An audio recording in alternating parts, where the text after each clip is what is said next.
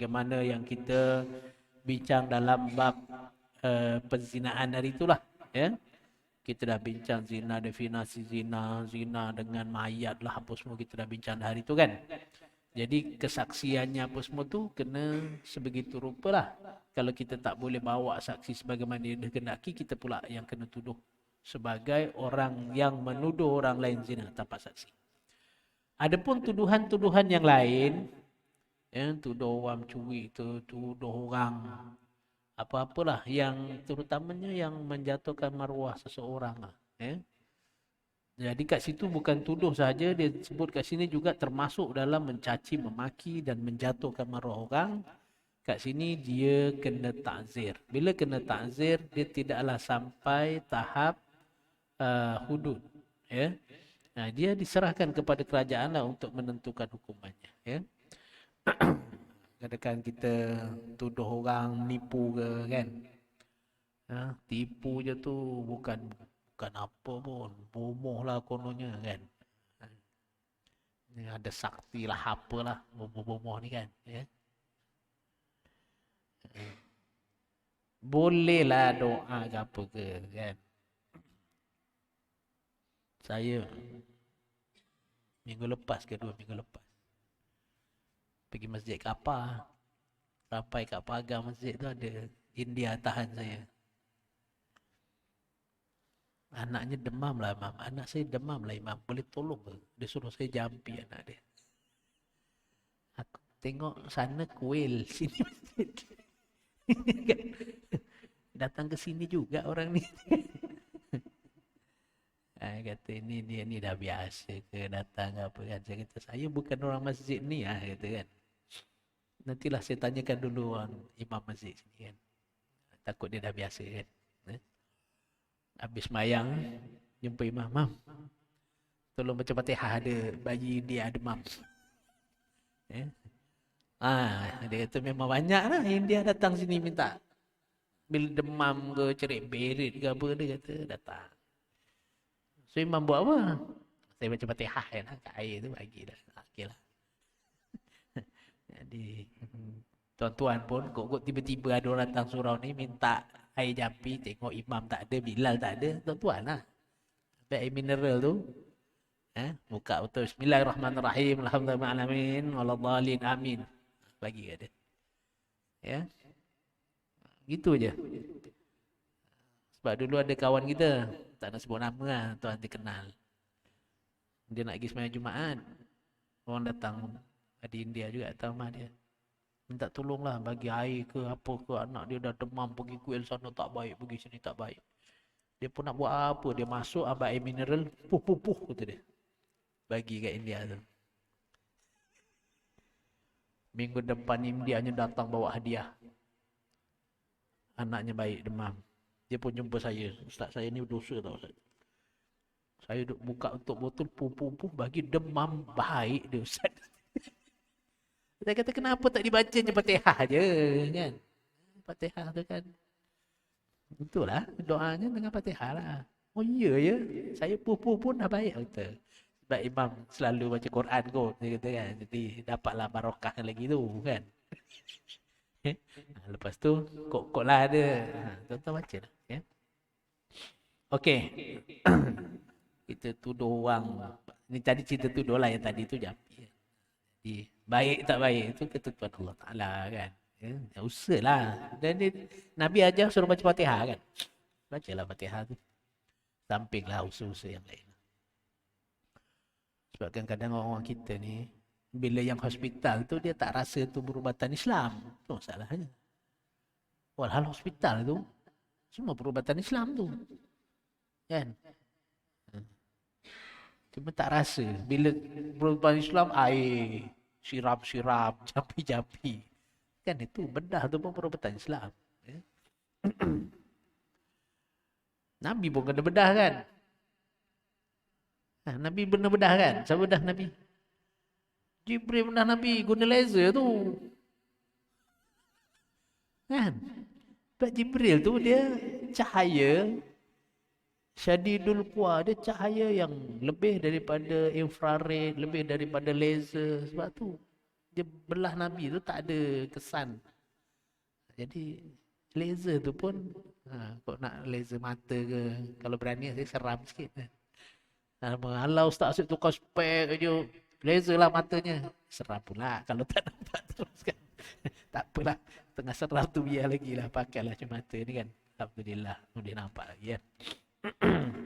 Tapi kalau yang nak pergi, pergilah kan. Maknanya bolehlah benda tu, ada perubatannya itu. Okey, itu dari segi perbuatan ya. Balik tadi cerita kita tadi berkenaan dengan tuduh orang. Kita tuduh orang apa-apa yang menjatuhkan maruah orang, orang boleh dakwa kita balik ya. Boleh bawa pergi mahkamah lah atas tuduhan kita. Kecuali lah perkara tu kita boleh buktikan ya.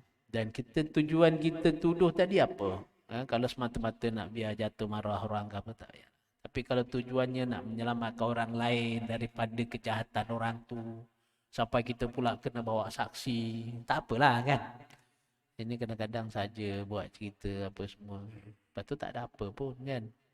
Tujuannya nak biar orang jangan percaya kat dia, tujuannya jangan orang ngundi dia ke apa ke kan. Jadi ni jangan buat cerita macam-macam lah ya.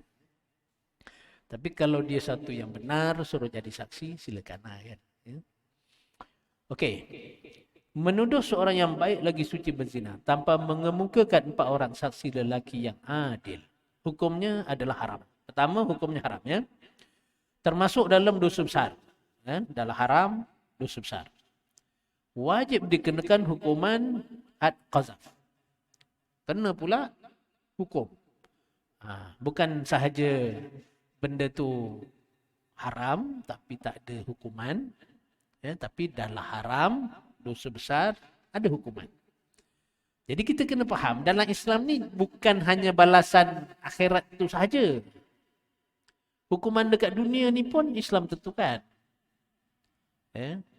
Memanglah bila kita ni dah tak dapat nak menuntut bela, kan? Memang yang akhirnya kita kata tak apa, kita besok dekat akhirat lah. Kan? Siapa menang baru tahu. Kan? Dulu ingat lagi dekat universiti kan. Dekat universiti ada budak-budak ni. Yelah masa tu dia punya semangat kuat kan.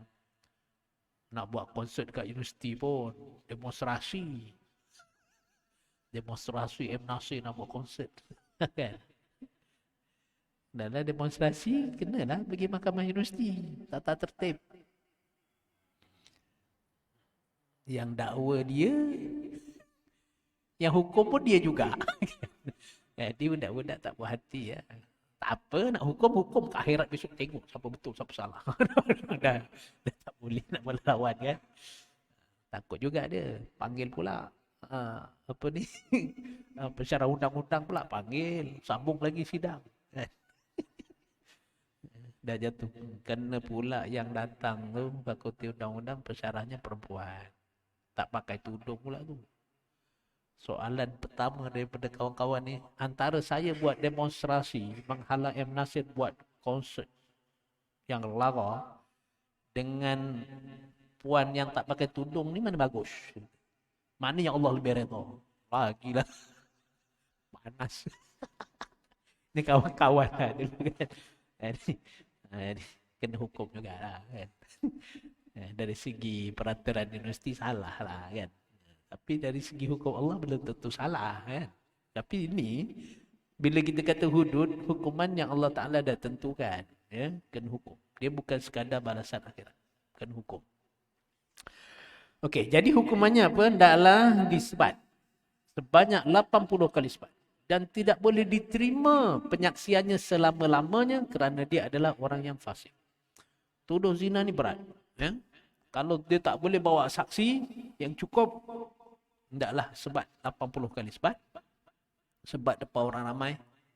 Ya, kerana kemungkinan, mungkinlah dia betul ke apa ke, tapi tak cukup. Dia punya saksi dianggap sebagai menjatuhkan maruah orang, maka dia disebat sebanyak 100 kali sebat. 80 kali sebat. Satu 80 kali sebat. Dan tak boleh jadi saksi. Cakapnya tak boleh didengar selama-lamanya. Maknanya dia orang yang fasik. Tak boleh. Okay. Apa dalilnya? Dalilnya surah An-Nur ayat yang keempat. Wallazina yarmunal muhsanat thumma lam ya'tu bi arba'ati syuhada fajriduhum samanina jaldah wa la taqbalu lahum syahadatan abada wa ulaika humul fasiqun. Dan orang-orang yang melemparkan tuduhan zina kepada perempuan-perempuan yang terpelihara kehormatannya, kemudian mereka tidak membawa 4 orang saksi, maka sebatlah mereka 80 kali sebat. Dan janganlah kamu menerima persaksian mereka itu selama-lamanya, kerana mereka itu adalah orang-orang yang fasik. Jadi ini hukuman jelas Allah Ta'ala dah bagi. Tak boleh tukarlah kepada hukuman yang lain. Ya. Okey. Perkara 40-1. Seseorang yang menuduh seorang yang lain berzina, yang boleh dikenakan hukuman had qazaf ke atasnya adalah tertakluk kepada 5 syarat. Yang pertama, penuduh itu orang yang berakal. Tak gila lah. Yang kedua, baligh, iaitu dewasa. Baligh ni dewasa. Sebab tu kita kena sebenarnya layan orang-orang yang dah baligh ni dengan layan cara orang dewasa lah. Ya. Cuma kita ni selalu kurang lah bagi kepercayaan kan. Kadang-kadang budak-budak sekolah menengah, mungkinlah sebab kita kurang bagi peranan kan dekat surau tu yang dia tak ada kan. Cuma budak-budak sekolah menengah ni suruh jadi Bilal ke, suruh apa kan. Buat pertandingan azan, siapa yang menang lantik jadi Bilal. Jadi dia pun bawalah kawan-kawan dia kan pergi surau kan. Saya jadi Bilal surau dulu dah jam 4. Kan? Tingkatan 1, bukan tingkatan 1. Tingkatan 4. Kena marah dengan orang. Sebab masa itulah baru mula azan 2 kali. Sebelum tu tak ada. Tahun 80, masjid negeri mula buka lah, masjid negeri baru tu. Ya, mula buka tu ada azan 2 kali. Sebelum tu tak pernah rasanya azan 2 kali. Jadi bila saya tingkatan 4 balik bulan puasa, tidurnya memang kat surau. Pukul 5 azan. Azan pertama lah. Kena marah pasal orang tengah nak sahur semua berhenti. Ingat dah subuh. Jamnya rosak ke apa pun dah azan. Kali subuh datang cari siapa yang azan pukul 5. Saya. Kenapa azan? Kan azan 2 kali subuh ni.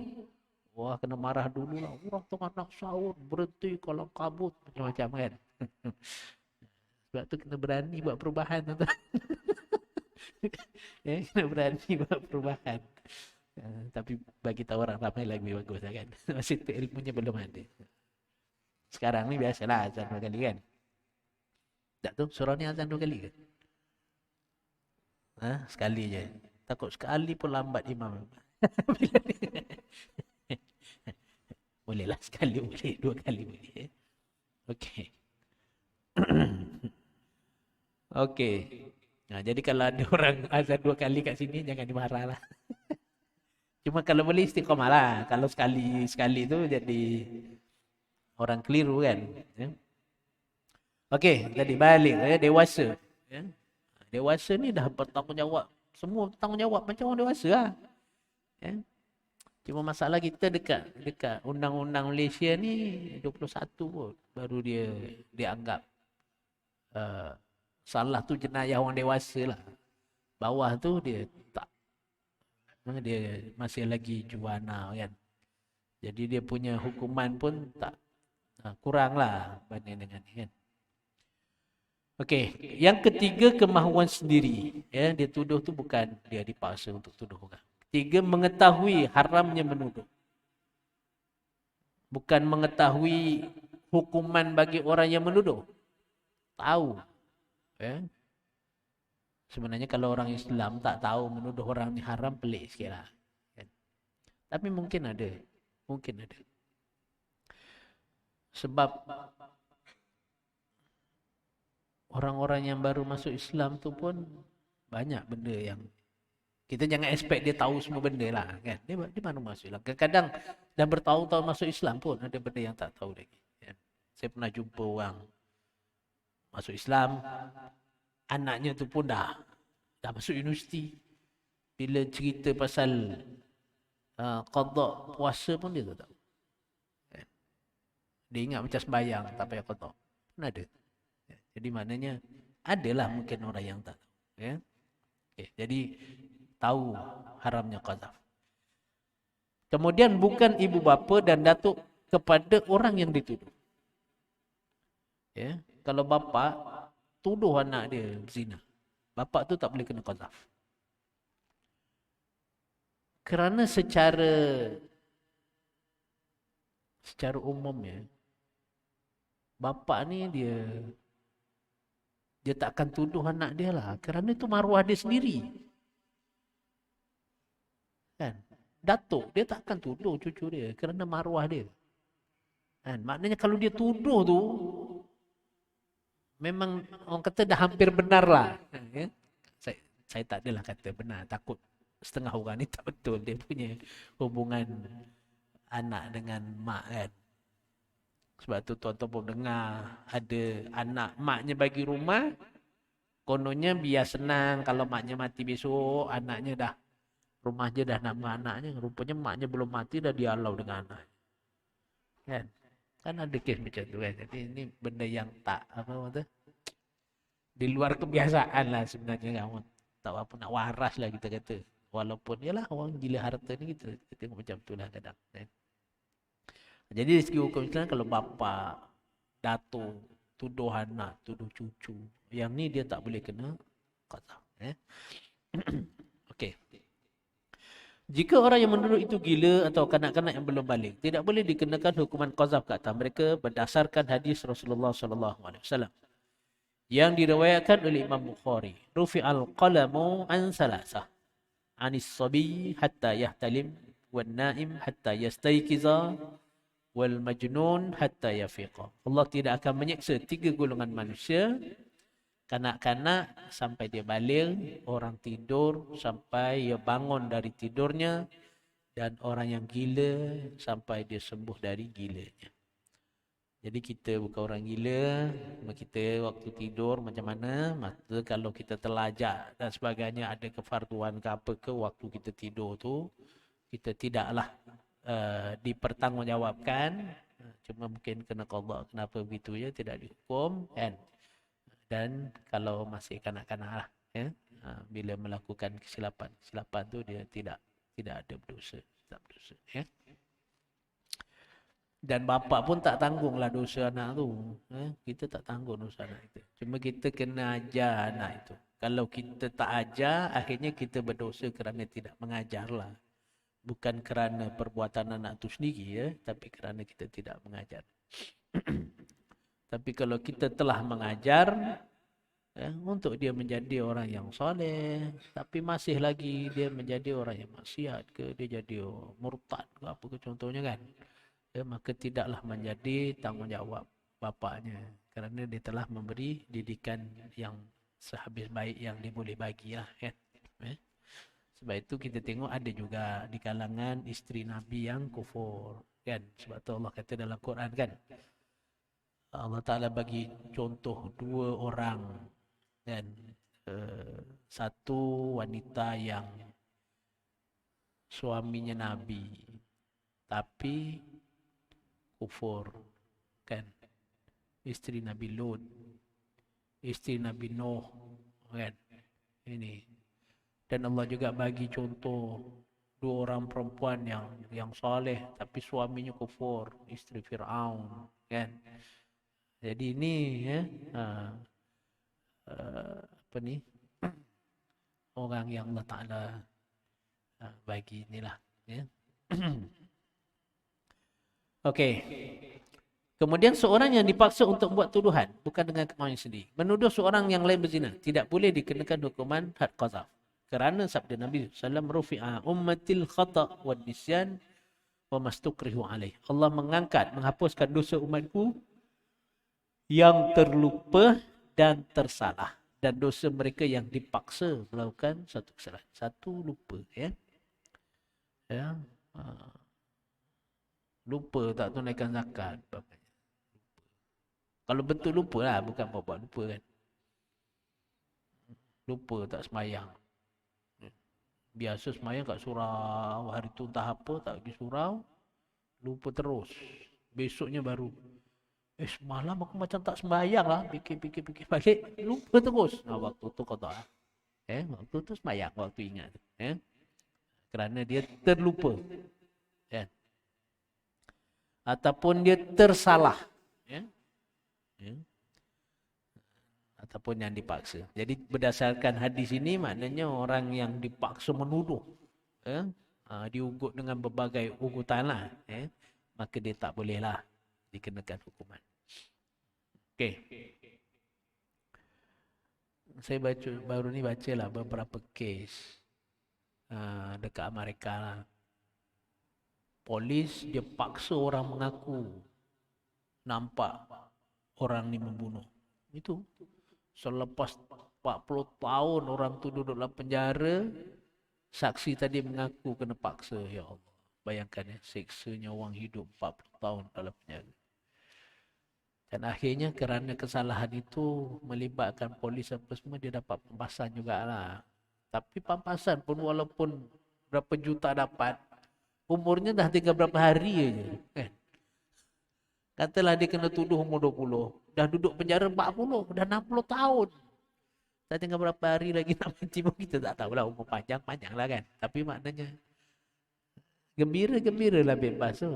Tapi baru nak mulakan hidup balik. Oh, siap.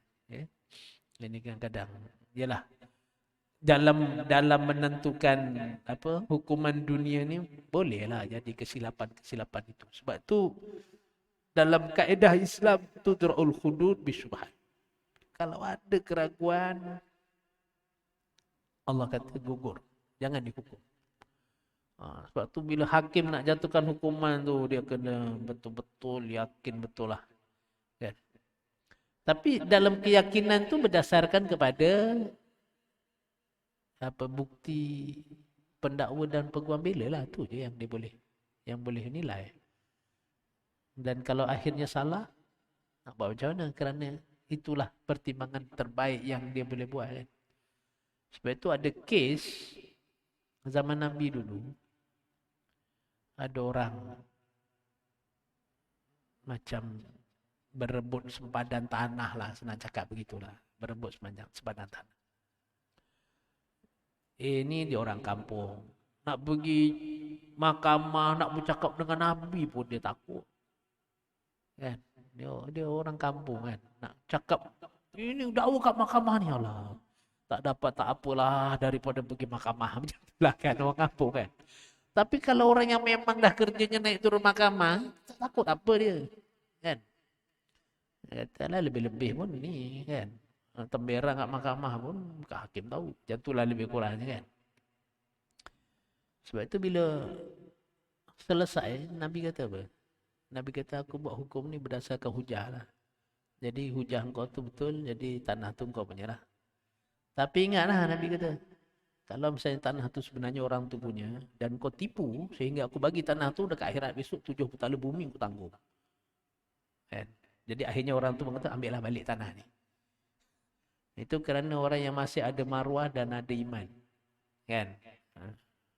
Tapi orang kita alang-alang menjeluk kasar. Tadi dah tipu, kalau aku serah konangan. Lebih baik aku diam aja. Jaga maruah pula. Hati-hatilah. Ya, kerana yang dekat akhirat itu lebih besar, ya. Dia punya akibatnya lah, ya. Okey. Kanak-kanak yang belum balik dan telah memayis, yang menuduh seorang menzina, tidak boleh dikira sebagai kesalahan qazaf yang boleh dikenakan hukuman had qazaf. Tetapi kanak-kanak yang telah memayis boleh dikenakan, wajib dikenakan hukuman ta'zir, ya. Dia dah boleh beza baik atau buruk, tapi umurnya belum sampai balik, ya. Jadi yang tu dia kena ta'zir, ya. Dia tidak boleh kena qazaf. Orang yang tidak mengetahui haram qazaf tidak boleh dikenakan hukuman had qazaf ke atasnya. Kerana di antara syarat orang yang menuduh orang yang berzina yang boleh dikenakan hukuman qazaf yang disebut dalam perkara 40/4 ialah orang yang mengetahui haram qazaf itu, ya. Jadi tahu hukum.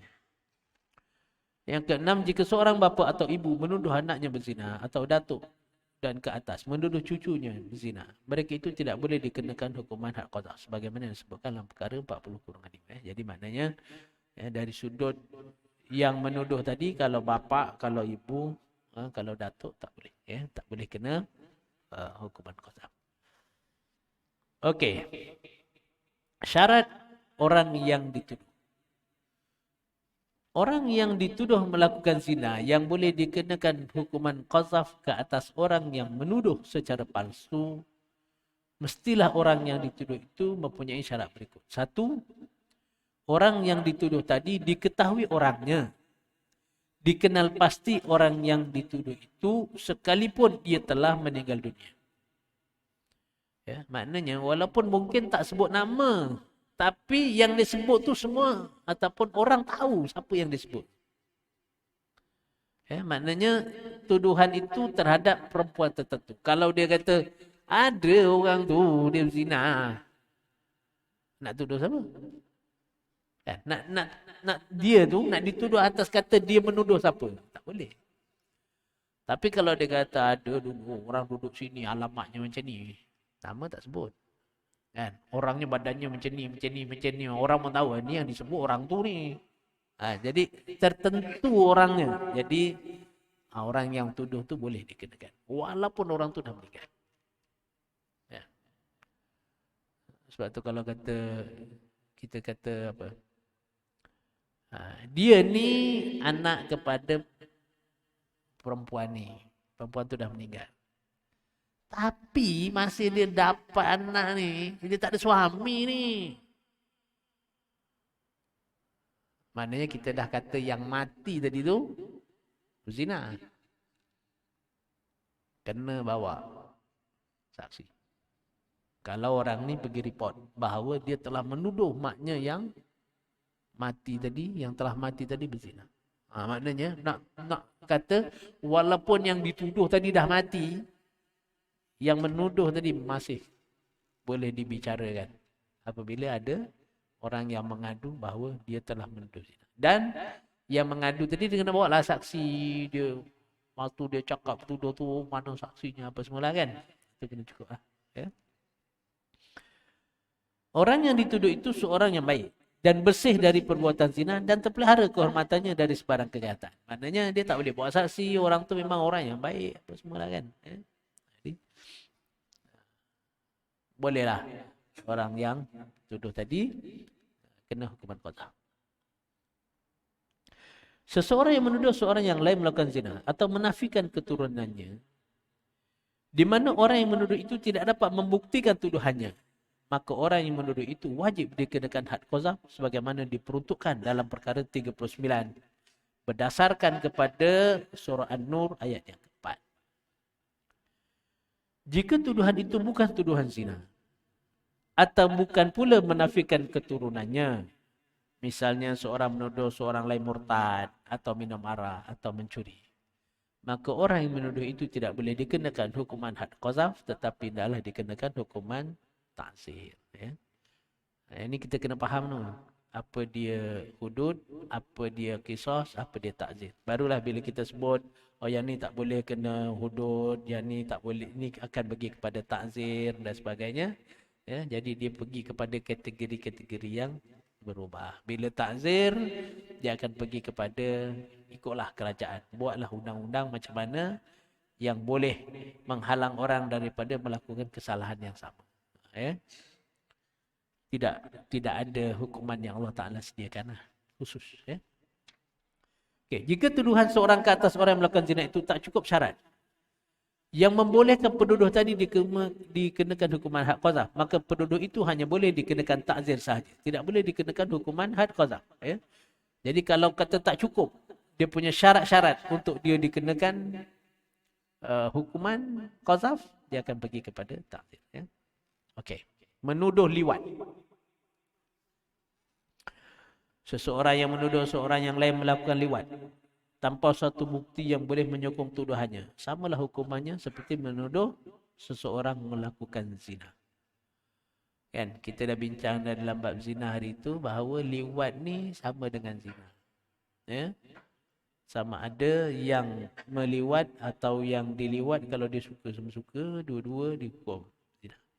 Jadi bila kita tuduh orang melakukan liwat, kena bawa saksi apa semua bukti macam zina.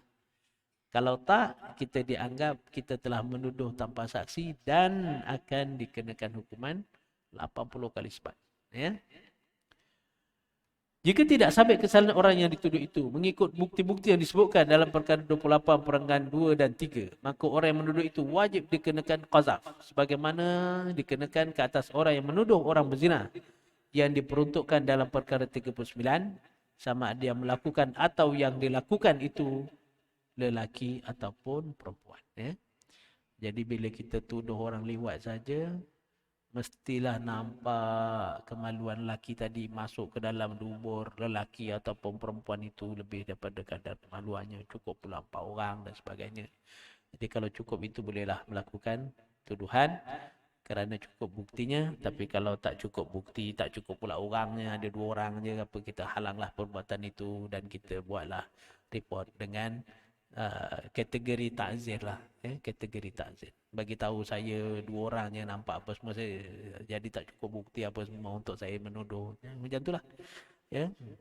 Kemudian pergilah pada takzir. Ya. Okey.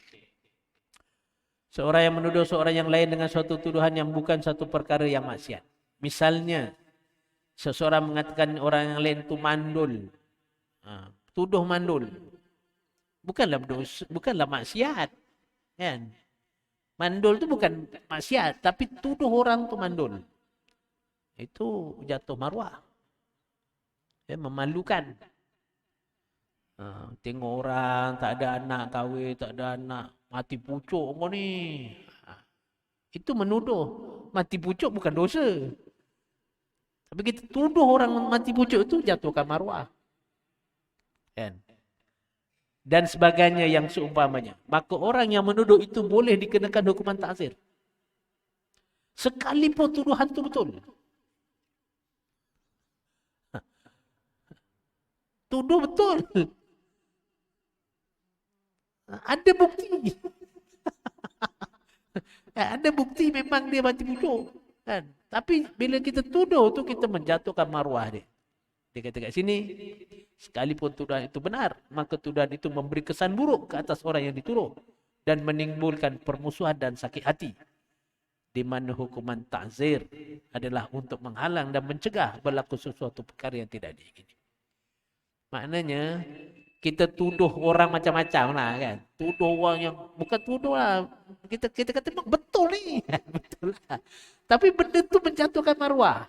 Jadi jangan jatuhkan maruah orang. Walaupun betul. Kan? Sebab tu bila, yelah. Kalau tuan-tuan tengok balik dalam bab mengumpat yang diharuskan dalam buku Imam Ghazali tu kan. Tujuan kita mengumpat tu untuk menjaga orang lain daripada kejahatan seorang tu. Itu ada keharusan. Tapi kalau kita nak cerita orang mati pucuk, apa sebenarnya? Memang semata-mata nak malukan orang lah kan. Walaupun betul. Tapi tujuan mana malukan orang. Kan? Kalau kita bersahabat dengan dia, kita tahu pun, kita tak sanggup nak cerita dengan orang lain kan. Kita tak ceritalah dengan orang lain. Ini memang saja cerita jatuhkan maruah. Jadi yang itu boleh dikenakan hukuman ta'zir sekalipun tuduhan tadi betul. Ya. Cara-cara melakukan qazaf, yang ni kita pergi minggu depan lah. Cukuplah dulu sampai sini. Masuk waktu dah kan? Kalau ada soalan lah, kalau ada.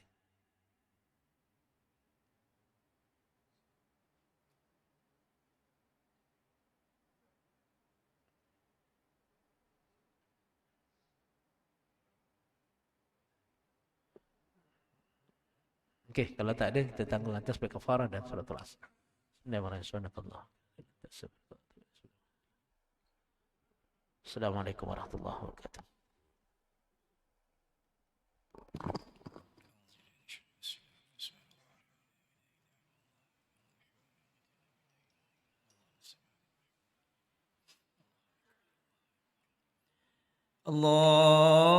الله أكبر الله أكبر الله أكبر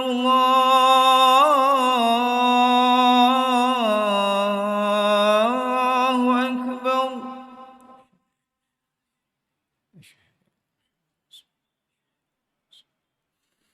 أشهد أن لا إله إلا الله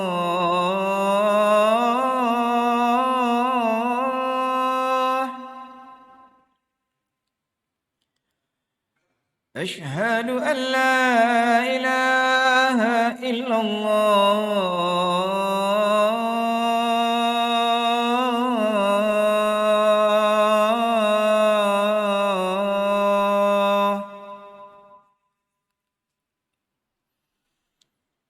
أشهد أن محمد رسول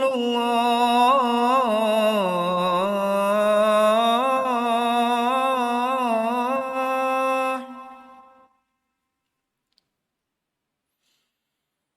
أشهد أن محمد رسول الله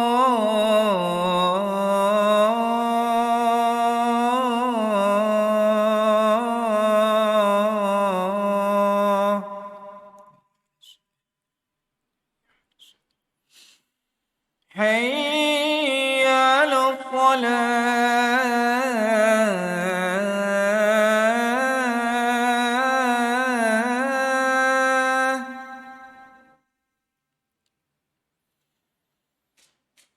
حي على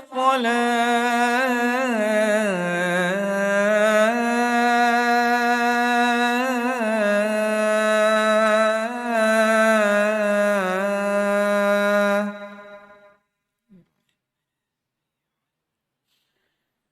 حي على الفلاح